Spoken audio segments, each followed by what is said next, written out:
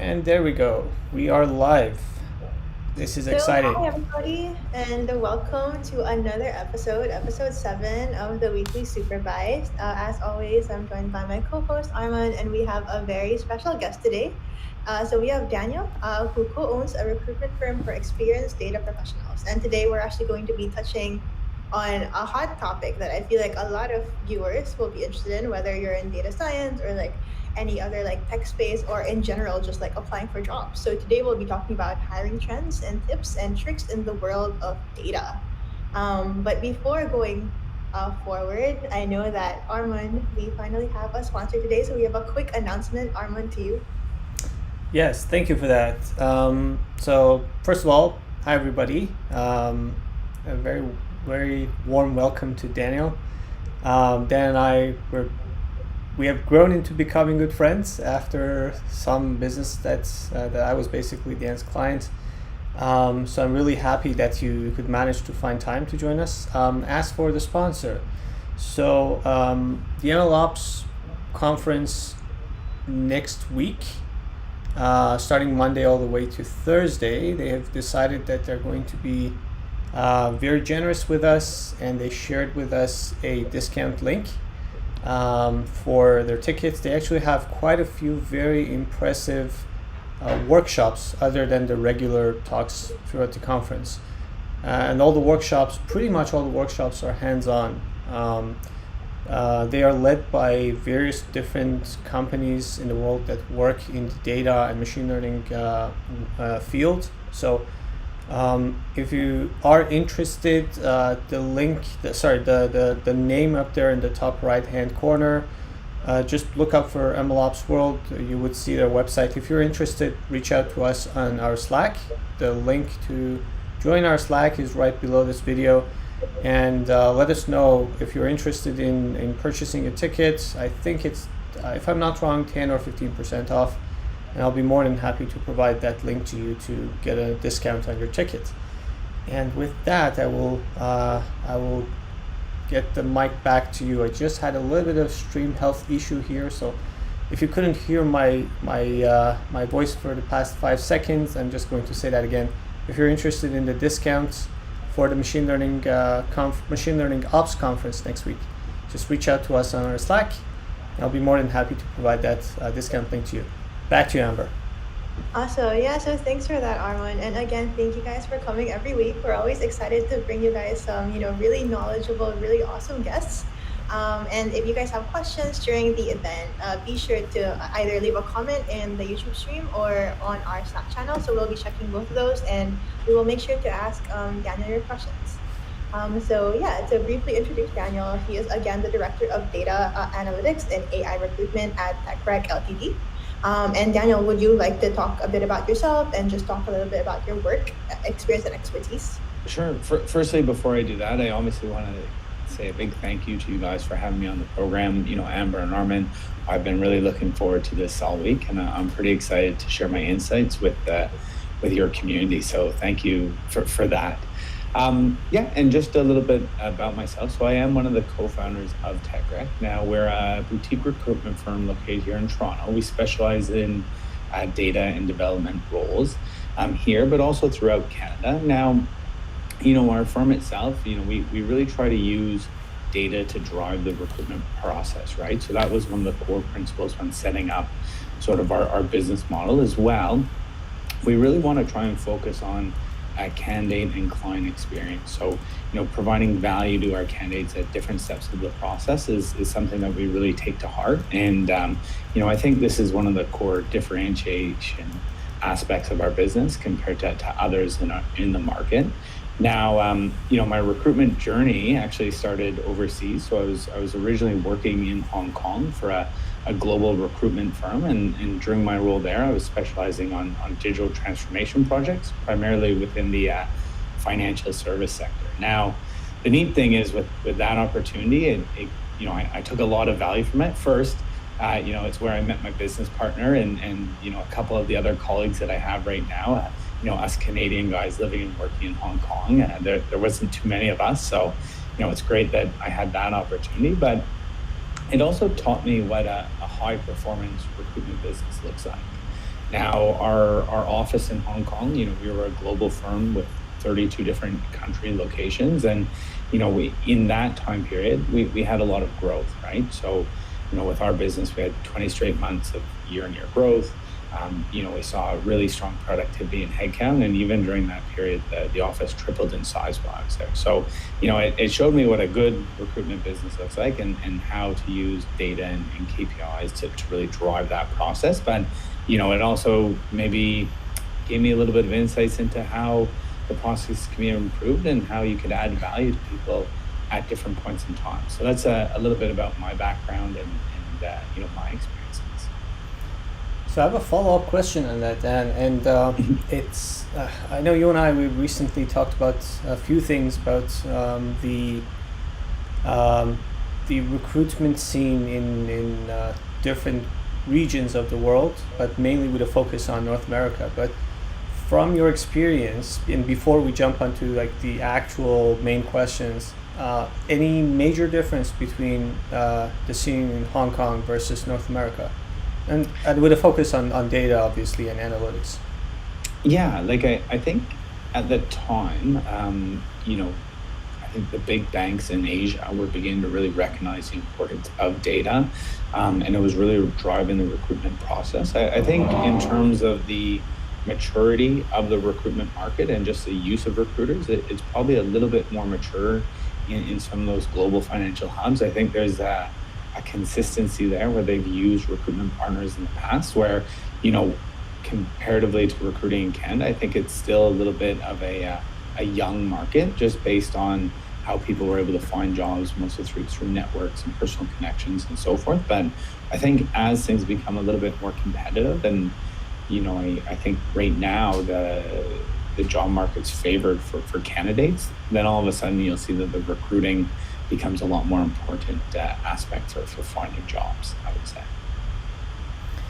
So kind of as a follow-up question to that, what are some of the main job titles or roles that you're seeing in the market? Are there any trends that you're seeing lately? And especially, is there any breakdown that you can see based on seniority? For example, if you say data analyst, like in the US or Canada, is that always a junior role? Or, what does that actually mean? Like, how are these kind of like job titles compared to like, data scientist, data engineer, and so on and so forth? Yeah, great question. I think before I dive into talking about specific job titles, I think it's really important for our listeners and especially aspiring data analysts and data scientists to maybe have a better context of how these roles began developing. Now, a decade ago when I graduated school, there was no such job title called data scientist, right? It didn't exist. Now, companies had statisticians, they'd have business analysts, they'd have reporting analysts, they'd have, KPI focused individuals, but, the job of actually running data in the way in which we think about it today, wasn't available, right? So I think when you have that sort of history, now when we talk about the current job titles, there's a lot of difference between, a data scientist in some companies today compared to, different companies, right? So I sort of shared the example with Armin in some of the other conversations we had. If you're a compliance manager at a Big Five bank, now your tasks and your responsibility and your salary is going to be very similar to a compliance manager at another Big Five bank or at one of your competitors, right? Where the reality is on the data side, we just don't see that, right? So I think a lot of companies today are beginning to use terms like data scientist and data analyst to cover a broad range of topics. And that makes navigating, I think, the job search a lot more difficult, right? Because even though you might be a data scientist in your current role, and you're seeing all these different job postings, it doesn't necessarily translate 100% from one to the next. Does that make sense? Yeah, absolutely, absolutely. And I think like as somebody who, recently has been applying for jobs, I definitely see that kind of difference between like roles and how like the titles may actually differ by company, but Yeah. the work may not necessarily differ. Or like it really depends, it's like Mhm. constantly like changing kind of landscape. So thanks so much for that. Yeah, and I think as well as you navigate that process, I think you should probably frame it in three core areas, right? So if you're a data scientist, a data engineer, or a data analyst, for example, right? So when I look at data science titles, I'll see things like data scientist, senior data scientist, data lead, data VP. I do classify sort of AI scientists in there as well, and also research, like a machine learning researcher. But even under that broader umbrella in context, these roles can be then split up into people who focus on developing products, who are just doing the research and creating algorithms, to maybe more technical business insights, right? Where you're looking at employee churn, customer churn, different models that can be introduced, right? And I think if you look at those three areas, there's going to have a lot of separation, I think, between each. Likewise for the data engineering side, you're seeing things like data developers, data engineers, anything that sort of builds out the pipeline. And a really neat role that sort of began to emerge is an analytics engineer, which sort of blends together the pipeline building skills of a data engineer, but also the business insights and analyst skills of an analyst, right? We're more maybe a little bit more focused on front-end dashboards and visualization and working with business stakeholders. So I have a follow-up question on that. I mean, you mentioned the analytics engineer as a kind of a relatively less established and newer title that we didn't really have maybe 2 years ago or even a year ago. So maybe two follow-up questions. One is, any other example that you could share with us that is a relatively new title that you would expect in the next year, 2 or 3 years to be very big, similar to how we didn't have data scientists a decade ago and then suddenly boom, it exploded. So that's follow-up question one. And then the other one is, based on your experience of placing people in different companies in various regions, obviously, do you think that there any of these roles that we talked about so far, any of those titles, for instance, are usually, if not always, an independent contributor role as opposed to being part of a team or leading a team or things like that? Or it doesn't work like that? It really depends on the organization and structure. Well, I think you touch upon it in the latter point. It really depends on the organizational and structure, right? I think companies that are probably a little bit more established, like if you look at like banking and financial services, I would say that their pathway, especially on, let's say, a data scientist position, is a little bit more clear, right? You'd start as a data scientist and work as primarily like an individual contributor. Then you'd probably move into a senior role, to a manager role, director, VP.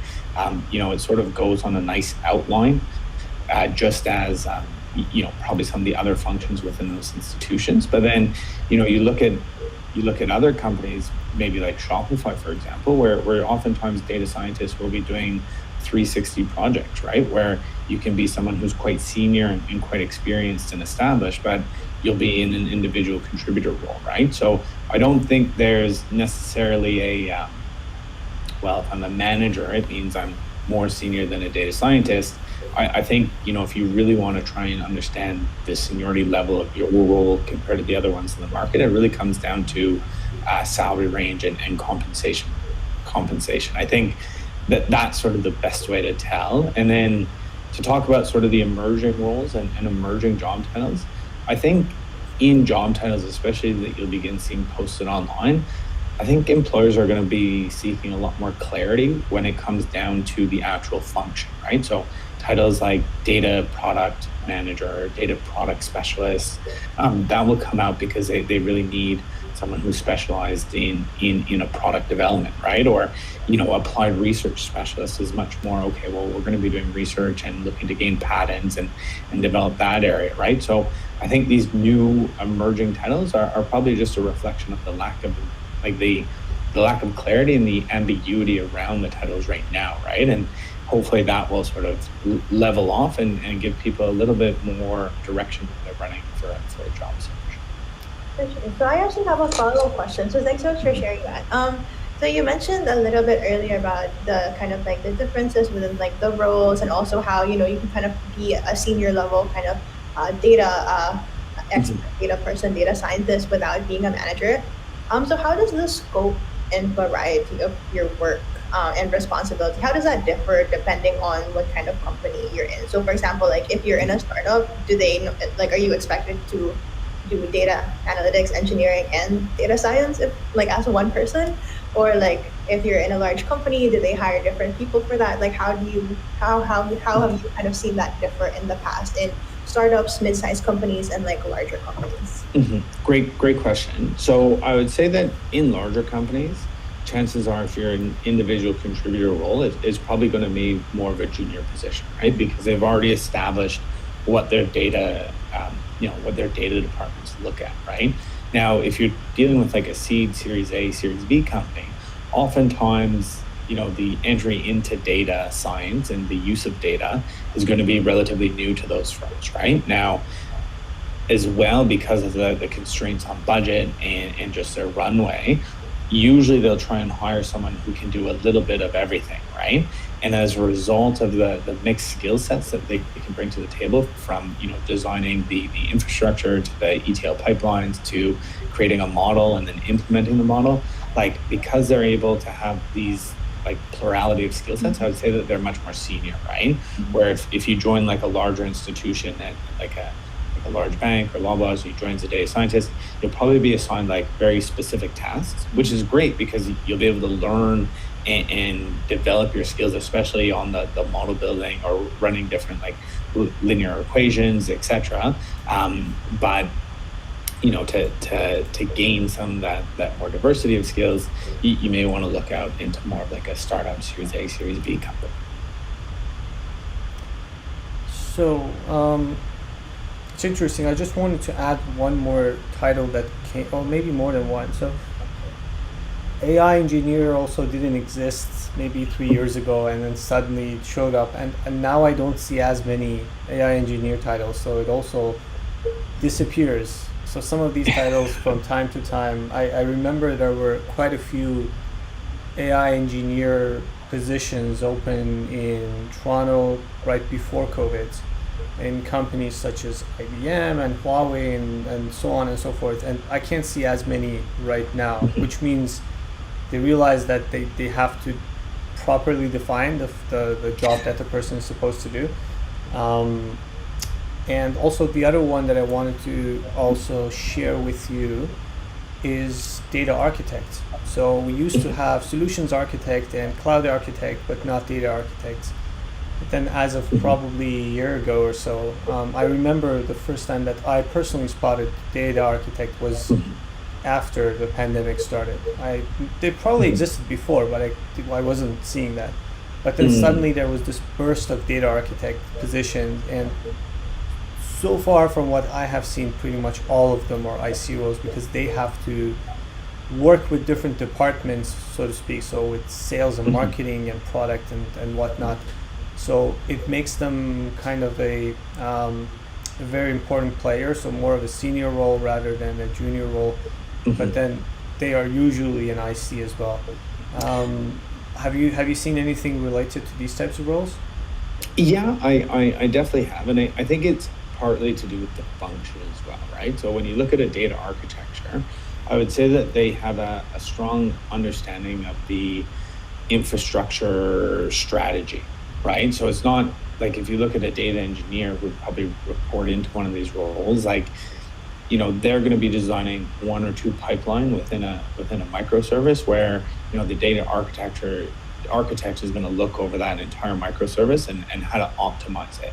If I can pull out an example from a slightly different field, right? If you look at project management, you have project managers who run specific projects end to end based on a pipeline, based on a deadline and a specific objective. And then you'll have a portfolio manager who will probably be looking over hundreds and hundreds of different projects. Now, they're not going to be hands-on in doing the user experience or any specific budget for a given project.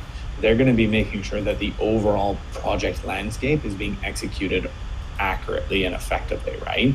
And be working with individual project managers who may have a team under them when completing the task. And I would probably look at data architects in a very similar light, right? Where they're not they're not overly senior in a group. They may not be designing and doing the coding themselves, but they'll put into a strategy and then build a team around them in which others will have responsibility for that, but they're more guiding the process.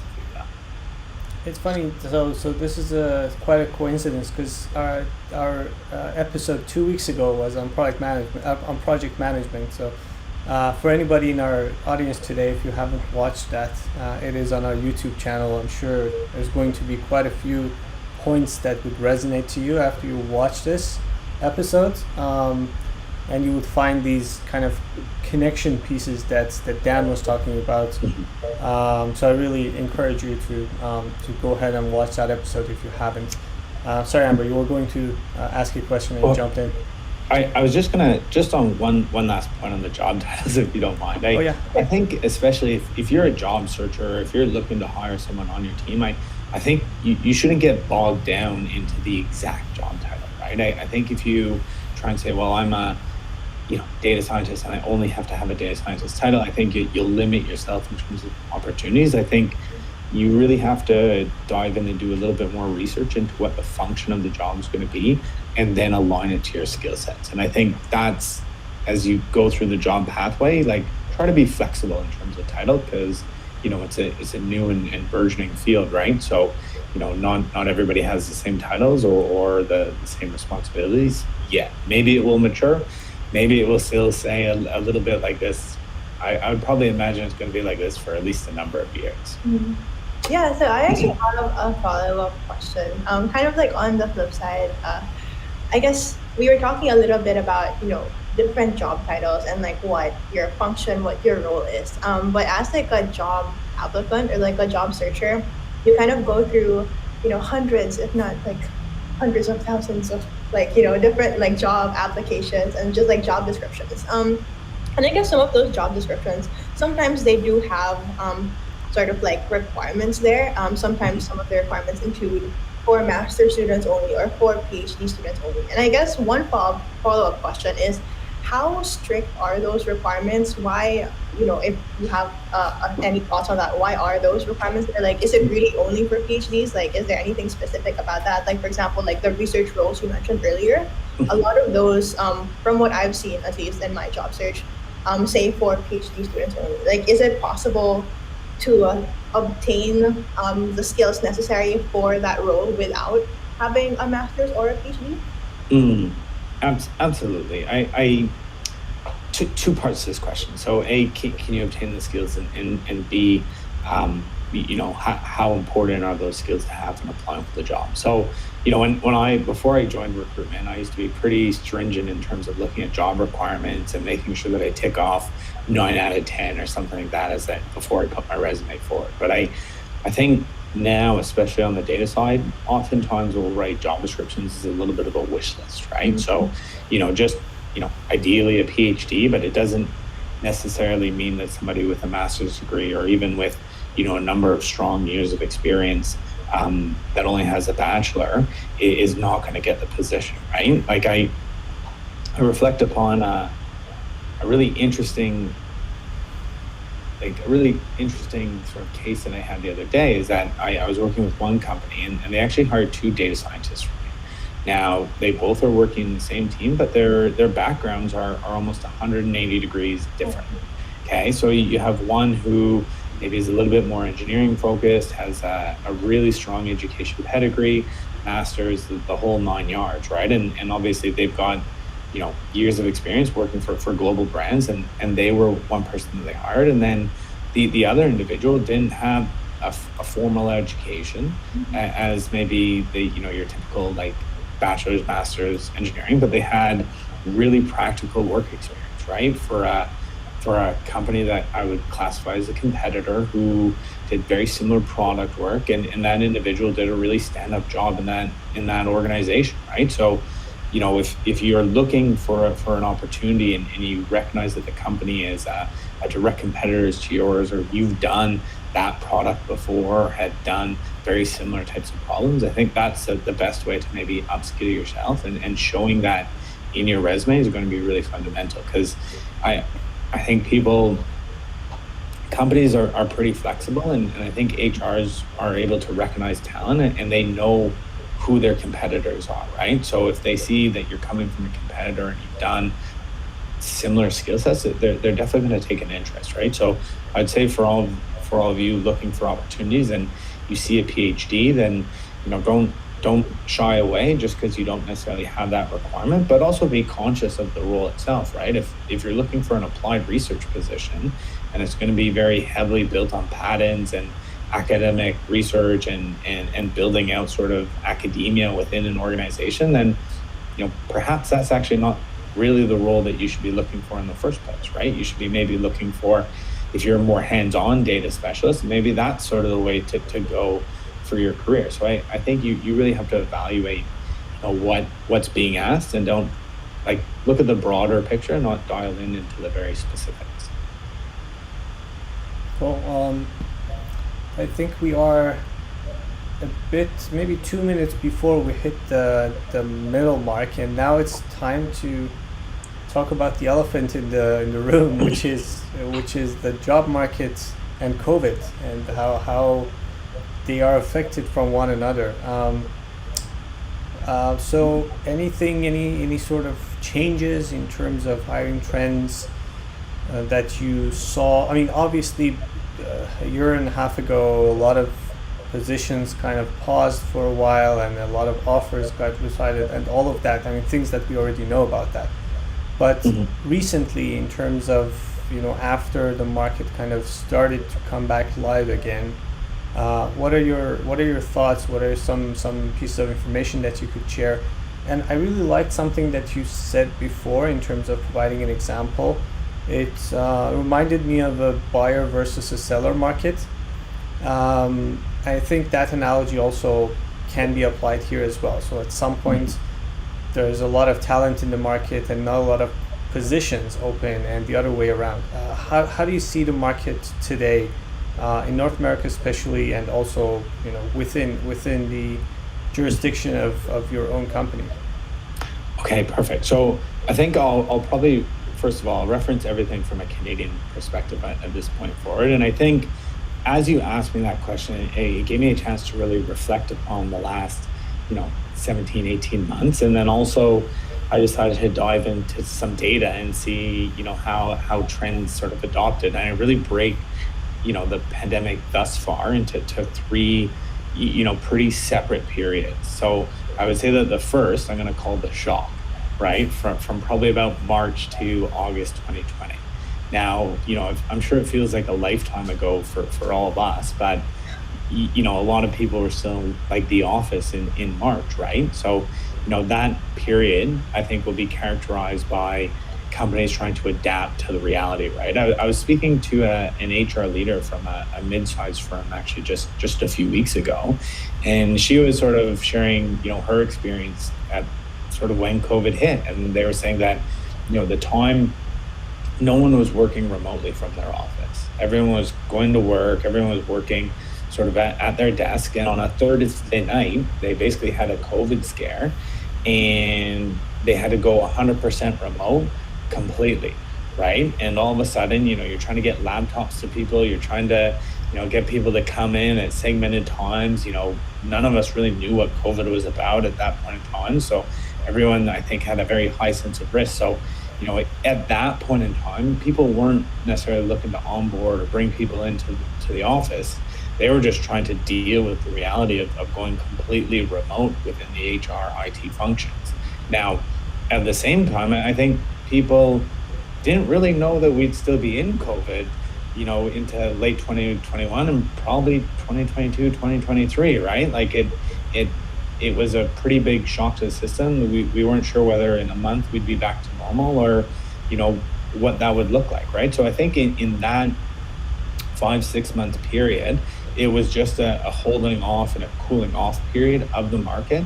And people weren't sure, whether their funding would come in or how the economy would sort of transition in this phase. And it's reflected in the job market, right? So when I looked at the data for data science jobs being posted in Canada during that period, we saw roughly only between about 100 and 200 jobs being posted nationally, right? And that was sort of that initial phase. Now, the next period, I would say, is sort of the agile adopters, right? From September 2020 to December 2020. And, in this area, it became a little bit different, right? I think companies began to realize that they could work fully remotely, they could onboard. There was already a couple of companies that were doing this quite successfully or had begun doing it successfully, and they began to capitalize on the lack of competition in the market at that point in time. So between September to December, we saw a consistent growth in terms of monthly job postings, from that 1 to 200 mark in March to August to about, high 200s, 350, 300, sort of coming along that 300 to about 350 range, for the Q4 of 2020. Now, a lot of that was going to be driven by US companies coming into the market, right? So I think over those 3 months period, Pinterest was actually the company that posted most on Canadian job boards, right? And they were hiring remote workers, setting up an office. I know that Google and Facebook was doing so as well. Companies like Shopify went fully remote. So all of a sudden there were some companies in the market who were able to, structure their onboarding, understand the recruitment process, and begin capitalizing on the talent that wasn't necessarily getting picked up by a lot of larger firms. And that sort of I would say that period lasted for about 3 months into the end of 2020. And then, when I look at sort of this new phase that we're coming into now, I call it the market acceptance phase, right? Where, the majority of companies now have really understand how to manage their COVID experience internally, whether it's, through mailing laptops to people, whether it's through setting up daily Zoom calls, the process and structure is in place right now. And we're seeing roughly, on the data side, probably between 500 and 600 jobs per month. And pretty much from January onward, it's just been ticking upwards. And just in the first week of June alone, I saw 200 job postings in the first week of June, right? So I expect that this trend's gonna, continue nicely, I think, over this period of time. I'd say that the competition in the market is definitely heated up as well.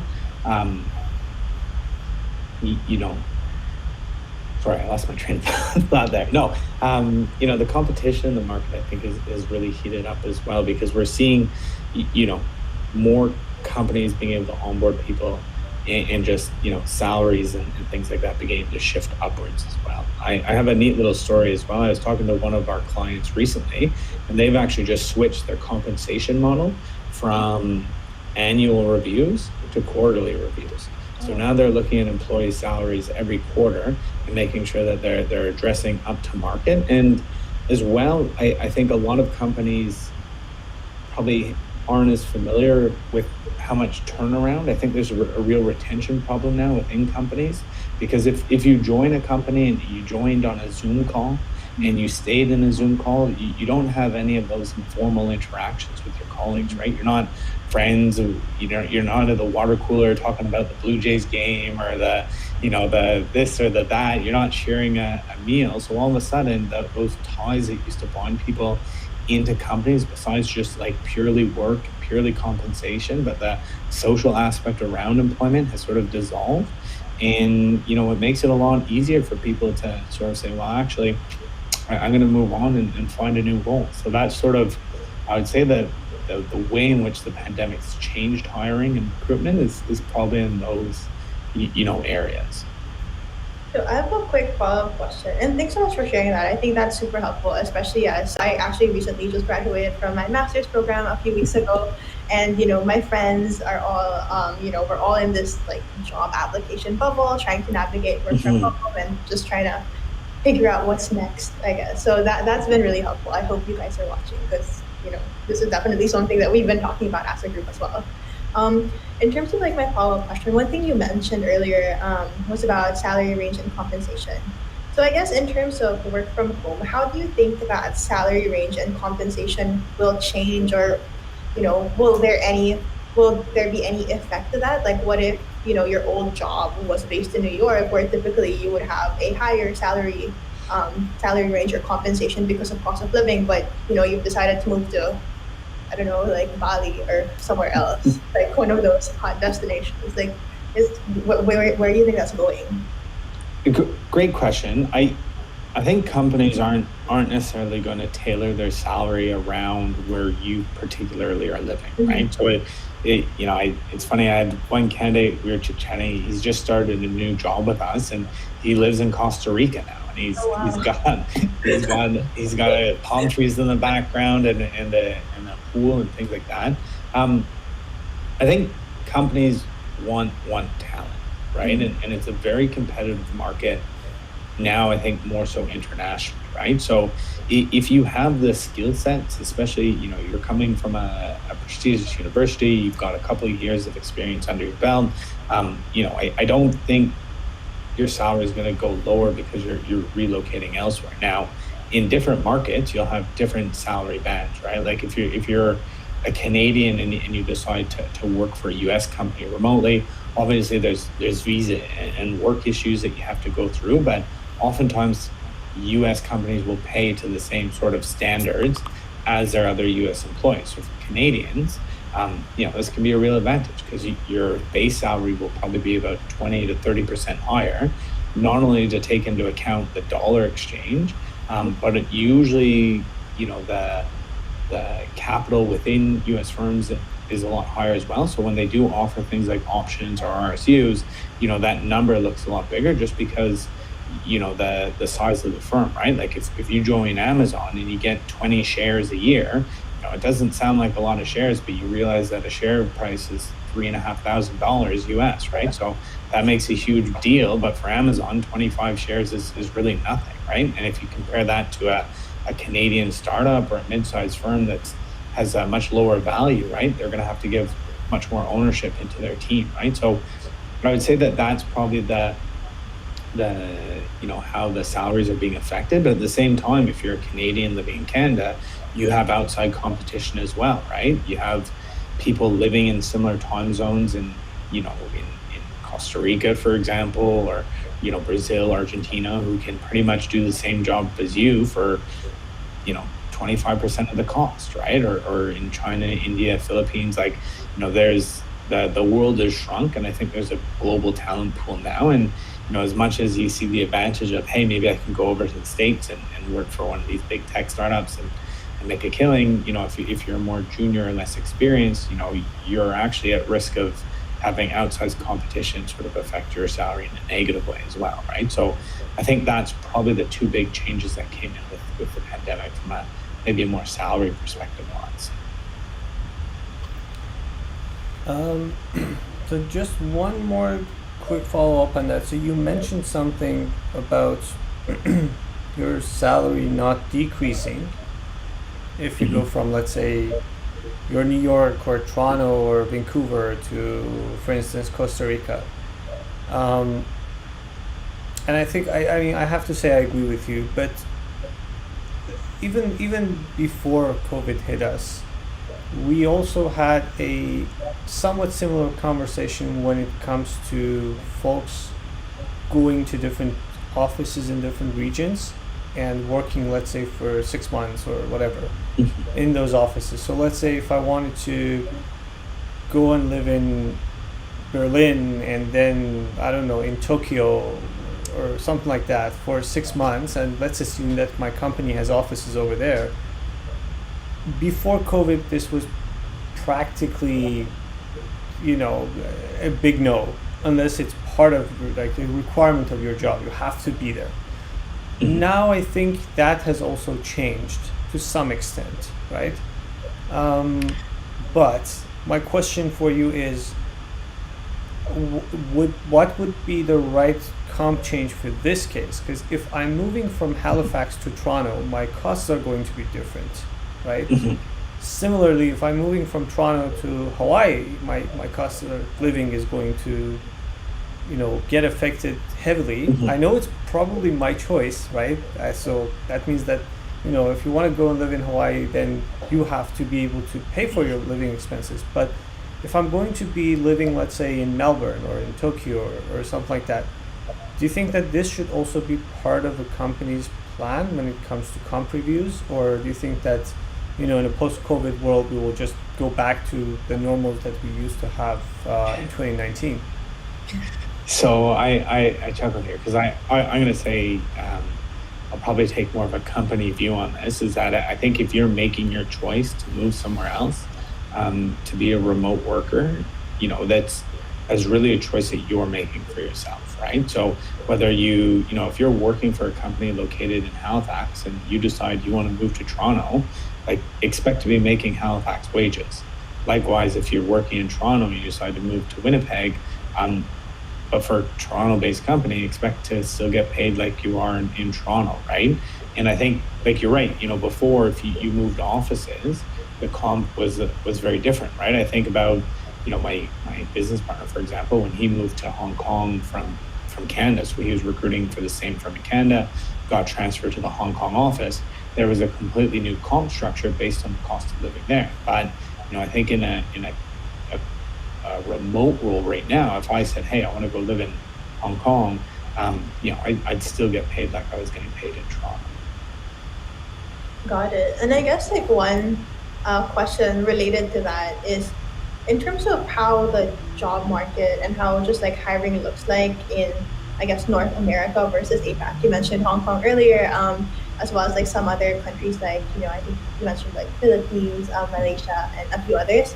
So how are the effects of COVID kind of like differing between those two areas? Like, do you think that North America is more open to remote work, or do you also see that there's a lot of folks doing more remote jobs in APAC? And as a second part of that question, I guess for the big multinational companies that are, as you mentioned, like outsourcing in other markets, like I know the Philippines, like we have a lot of multinational companies there as well, as well as like Singapore, Hong Kong, and all of those other countries that you mentioned. How will COVID sort of like affect that? Is there any trend that you see going on there? So just to make sure that I understand the question correctly. So you were looking for how COVID will affect, outsourced workers. Is that correct? Yeah, outsourced workers, and also just like if there's any difference in COVID effects in the APAC job market versus North America. I think how like outsourcing plays a role in that, if any.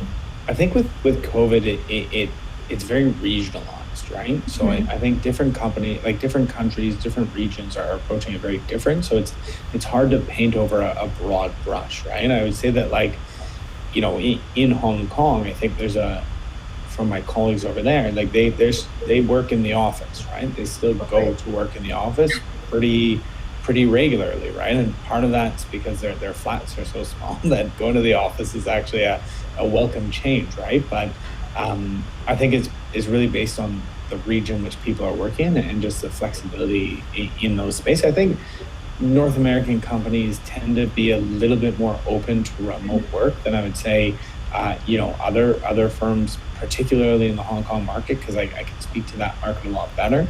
But then, for maybe places that have more of a remote culture or an outsourced culture, like in the Philippines or Brazil or somewhere, I think those workers are quite familiar with actually working overseas, but in a home location.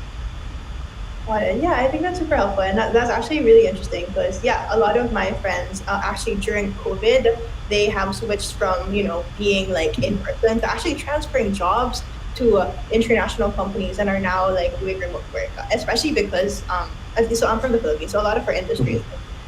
There's a lot of like service related jobs, which of course like were heavily affected by COVID. And I think it's really cool that you mentioned that because I think one sort of like alternative for people to make money during the pandemic is when all of these like remote jobs are becoming more accessible. So I think that's really great. In as well, there's a level to accessibility as well, right? So for a lot of, for example, if you're a business owner and you want to have employees overseas and getting them working remotely, it's not as simple as picking up the phone and hiring them and sending them a laptop and getting them going, right? There's tax implementation and making sure that their working status is clear, and your company's legal status in those countries. So sometimes I think the reason it hasn't gone to a complete free-for-all where people are working everywhere and anywhere, and it's a complete global integrated economy, is that the reality is that the complications for businesses to set up those processes, to get people onboarded legally and financially, it sometimes can be a little bit daunting, especially for smaller firms. So I think COVID has given us a small taste of what things could look like in the future, but I don't think it's necessarily given us the full picture just yet. And if I can add one more thing to that, since we are our scope of conversation is the data world. I think we have to add to that the effects that your GDPRs and CCPAs of the world also have. So because you are hiring data people, you also have to provide them access to data. So let's say if I'm sitting in Canada right now, there is a good chance that for some clients that are US based, I won't even get access to their data, let's say through a data warehouse or whatnot. Or if even if they're okay with Canada and Costa Rica and let's say LATAM, if I move to let's say APAC, then that is also going to get affected. So that level of complexity, so to speak, if that's the right word to use here, is also something that a lot of companies have to consider before hiring, because they need to know that they can manage this type of access and authentication as well.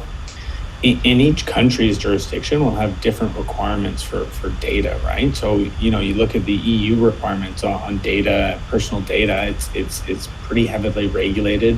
I'd say that Canada is also fairly heavily regulated, right? So I think it's protecting a lot of jobs locally for that purpose alone, right? And even some companies I know who have gone fully remote, they've told their employees that you can work remote, but it has to be in Canada. You can't go off and be in New Zealand somewhere. You have to be locally, just because of the data privacy laws. And that's a bang on point, actually. That's a really good point to make, actually. I've very recently had this challenge myself as well, and that's why I felt like it's my responsibility to also share that, because it really changes the way that companies look at talent and people like Amber and myself look for a job.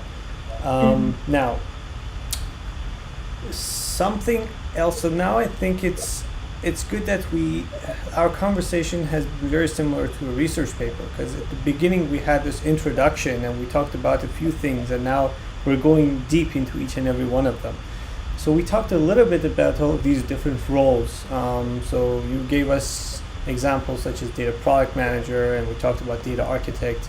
So some of these jobs, for instance, these job titles, for instance, could have been just recoining of old titles just for branding purposes, and some of them are actually new jobs because now we're getting mature, like the data architect example that you described for us in more details. Now, the question is, for these newer jobs, how different are they? Can somebody who used to be a data scientist suddenly or even gradually become a data product manager as they grow into their career path? Or how would one even prepare oneself to become a data product manager or a data architect? And the reason why I'm asking this question is that a lot of people who I'm hoping are watching this are thinking about their next step in their career, right? So they want to be ready to make that move, as opposed to remaining within the boundaries of the title that they're going to have for the next 6 months or even 1 year. So any tips, any guidelines as to how should they prepare themselves while they have a job? Yeah, really great question, actually. And again, I see this a lot in recruitment, where people are coming from one skill set and they're looking to jump into a completely, maybe not completely different, but an aligned skill set, but that's not quite a match, right? Now, if you look at employer's perspective, right? An employer, they want to hire someone who can come in and do the job today, right? And they don't necessarily want to have someone taking time to learn and grow into the role itself, right? So I think a gradual role is going to be really important for individuals. But I think whenever you're looking for a new job, especially if there's a slight difference in career orientation, it's important to understand the market and the job that you're going into really efficiently, right? So I highly encourage people to reach out and find a mentor who may be already in that type of job and talk to them about the steps that they took to get into that position. And I wouldn't stop with one. I would reach out to them. I'd ask them if they had a colleague or someone that they could reference and try and build your network in that space. And the reason I give this example, it's a very personal example for me because I wasn't always in recruitment prior, right? So I was actually a marketing manager. I was very much oriented in marketing. I would run marketing cases. I would do marketing projects. I hadn't done any recruitment really prior to getting into the industry. And the way that I was able to do so is that I had a business mentor who was helping me in my career aspect. And that was the exact advice he told me. He said, Dan, reach out to 5 or 6 recruiters, find out what exactly they do. Is it something that you're going to like or are you going to hate it, right? Step 1. Step 2, find out the core skill sets and how they speak to that role and how they understand the role themselves. And then ask them for advice on how you can acquire those skills, pick up those skills, and maybe be competitive in a market, even if you don't necessarily have them in a pure working environment right now. And I think as you begin to cultivate that network, you're going to understand what's important and maybe what's just out there, right? So I would say that, you know, people are really open to having and sharing their experiences. And I think people really enjoy talking about their career and themselves, right? And, you know, if you ask with an open mind and, you know, don't reach out and say, oh, I want a job, say, hey, I'm looking to transition and, you know, I identified you as someone who could be a potential mentor. Any chance you can have a 5-10 minute chat with me? I think that's a really good first step. And then you'll understand the pathway to take, right? Because it's different for every job, but the best way to go about it is probably the same. And now even more than before, we keep seeing all these seasoned individuals opening their shared calendars to have a virtual coffee chat. That was really hard to get 2 years ago, and now, despite the Zoom fatigue that everybody has at their own workplace, a lot of people I see are open to opening up their calendars to people and trying to, you know, extend their own network as well as share their experiences with maybe a little bit more junior folks. So, yeah, I guess your recommendation makes so much sense to me because I can see that every day on my LinkedIn, for instance. And I think if you're a senior leader, you know deep down you didn't get to where you were by yourself.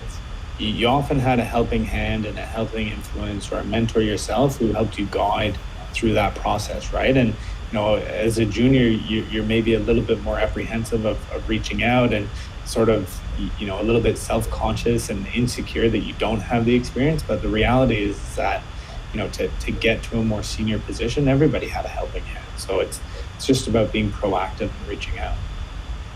Yeah, absolutely. I think that's super helpful, especially, and it's also really great to hear that because I mean, myself, I still remember the first time I wrote like a cold email, a cold message, you know, just asking for like advice, and I was like trying to like understand what does a data scientist actually do. I was super nervous, so I think hearing that is really affirming. So thanks for sharing that. And I guess like one thing you mentioned earlier is kind of like looking at the skills that are required for each sort of job. So I know that data is a very, very sort of like broad industry, but just based on your experience, for most data jobs, is there any, you know, selection of skills that you find a data person should have, whether that's like data engineering, data science, data analytics, like is there anything that's common among those roles that you think applicants should show when they're applying for those roles? Yeah, so I think, you know, let's look at the core. A strong background in mathematics and statistics is going to be fundamental to getting any data job, right? Your ability to program probably within Python is going to be key. You know, if you look at the job postings, you know, of all those job postings I've seen over the last year, 80% will request Python and only about 20% will request R. If you look at cloud platforms, so you can take online courses to become cloud certified.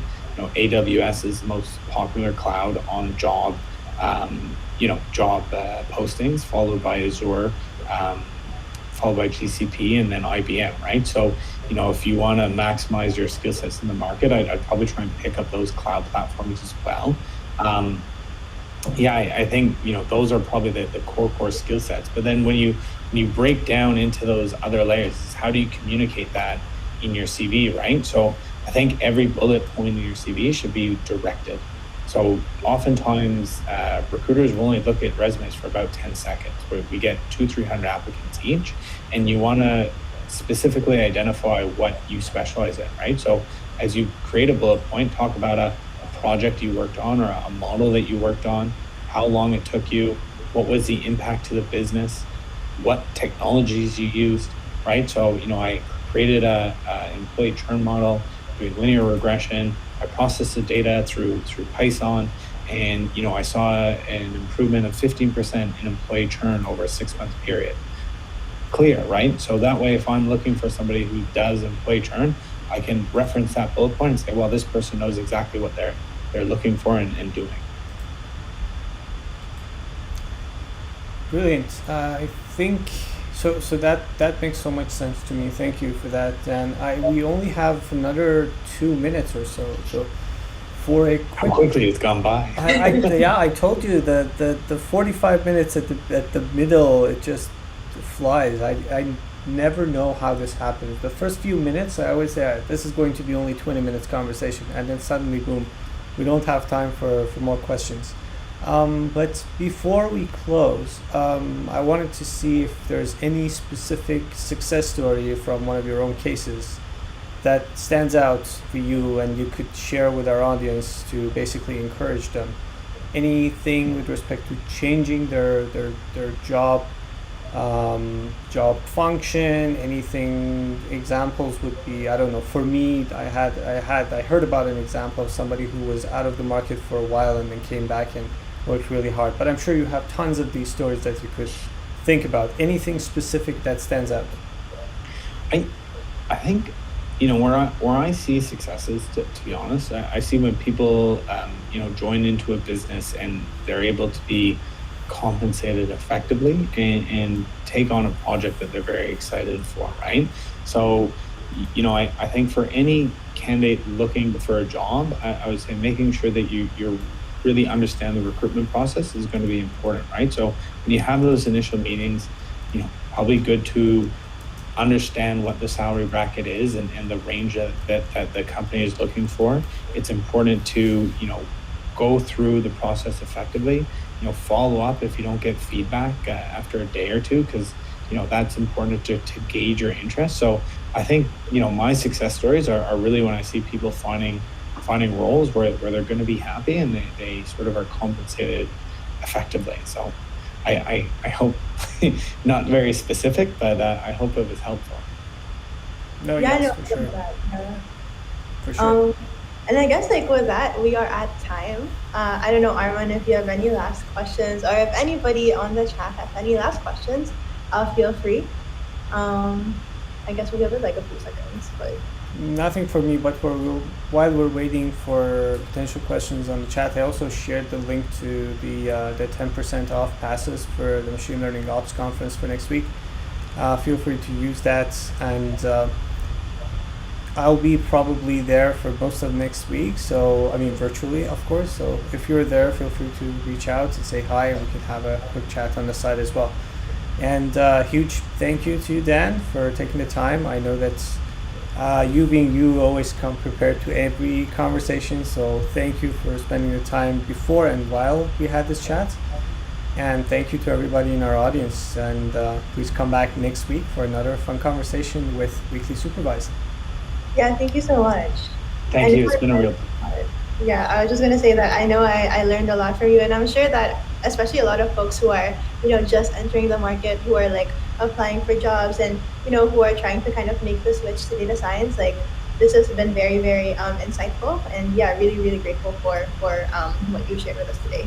Well, perfect. And I certainly appreciate it, Amber and Armin. And, for any of your listeners who maybe want to reach out and have a quick chat or have any very specific questions, I'm always happy to take 5-10 minutes away of my time and hopefully help them along the process as well. Brilliant. Thank you so much. I hope everybody a happy weekend. And Dan, I know you and I will probably touch base at some point in near future, but for the time being, I really appreciate your time, and thank you everybody, and bye for now. See you next week. See ya. Bye. Bye. Alrighty, so